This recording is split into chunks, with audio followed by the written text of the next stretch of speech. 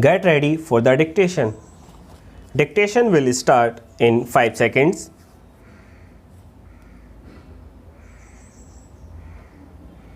Start.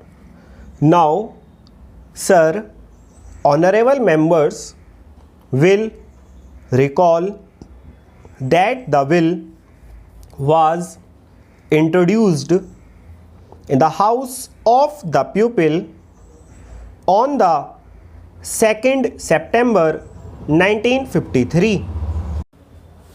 It has had a long history and in one form or another, it has been before the public since the end of 1949. In the statement of objects and reasons, the various stages through which the bill has passed since 1946 have been summarized, and I need not recapitulate on this occasion the circumstances in which the then Government of India took the decision in early 1946 to initiate an inquiry into the reform of our company law. I would remind honorable members that between 1946 and 1948, the entire field of company law was carefully reviewed by two distinguished company lawyers who were appointed to recommend the broad lines on which the present act should be revised. Their recommendations were examined in the then Ministry of Commerce, and certain tentative departmental views which emerged were circulated in a comprehensive memorandum to all recognized trade and industrial associations, bar associations, the high courts, and the state governments.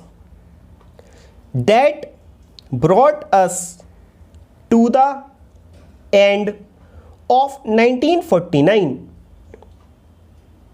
Many representations on this memorandum were duly received from chambers of commerce, trade and industrial associations, state governments, and the general public.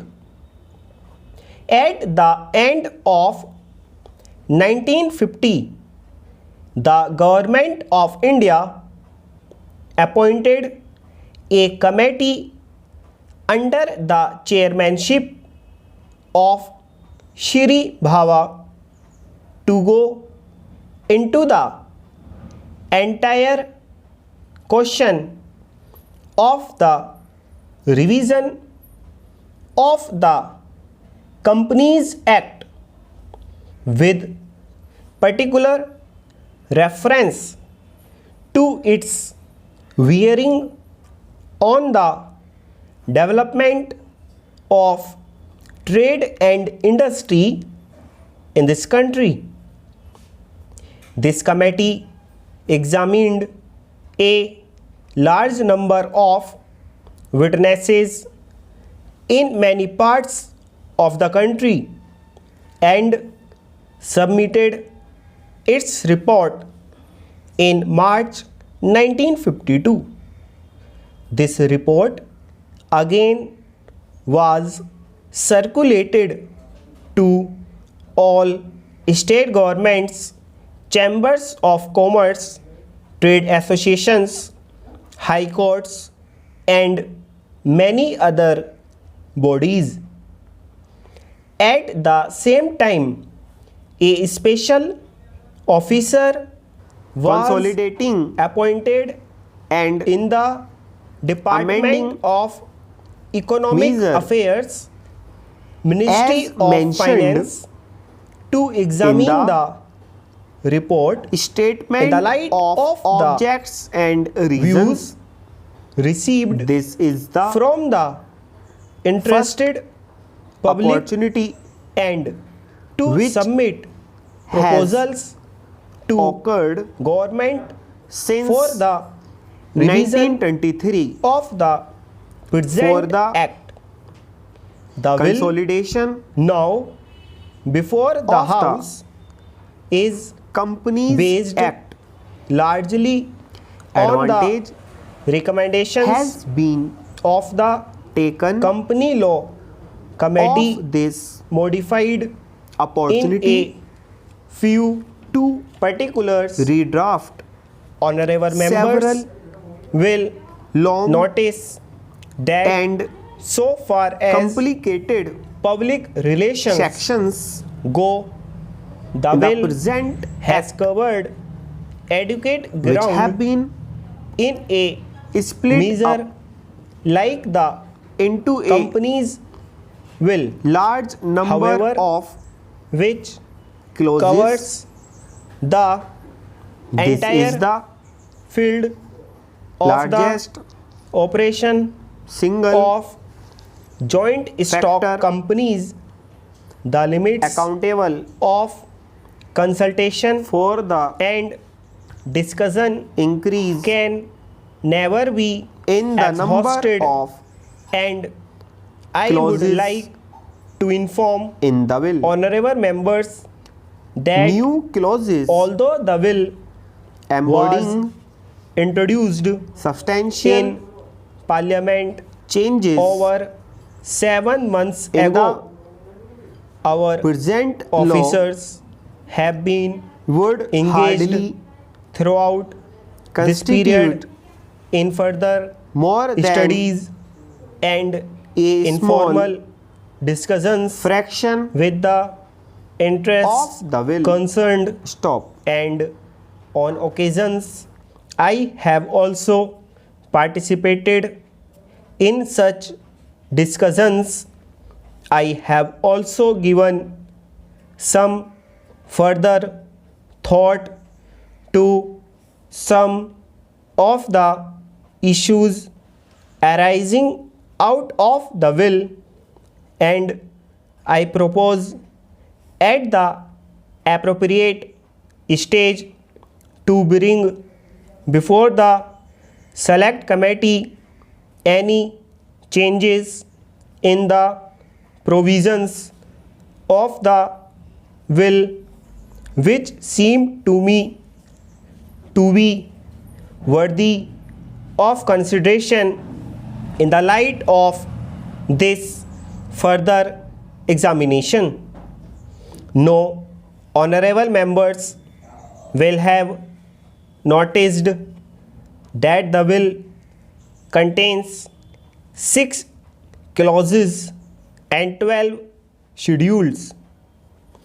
I think it is probably one of the longest legislative measures in recent legislative history, but its size might be regarded as misleading unless I make a few comments. The will is both, one must remember, a consolidating and amending measure as mentioned in the statement of objects and reasons. This is the first opportunity which has occurred since 1923 for the consolidation of the Companies Act. Advantage has been taken of this opportunity to redraft several long and complicated sections in the present Act, which have been split up into a large number of clauses. This is the largest single factor accountable for the increase in the number of clauses in the bill. New clauses embodying substantial changes in the present law would hardly constitute more than a small fraction of the bill. I would also draw attention to the structural changes in the will to which a reference has been made in the statement of objects and reasons. The redraft of the will and the rearrangement of the existing chapters in the Companies Act in a more logical order have, I think, resulted in a noticeable improvement in the form of the will, and I hope will facilitate better understanding and appreciation of the scheme. I wish that the Act, which came into effect long ago, was implemented properly. I know that the minister here is very earnest in implementing it, but unfortunately his colleagues at the state level are disappointing him. Unfortunately, no steps have been taken for trimming or toning up the administration at the state level and at the district level. They have to be taken immediately. Stop.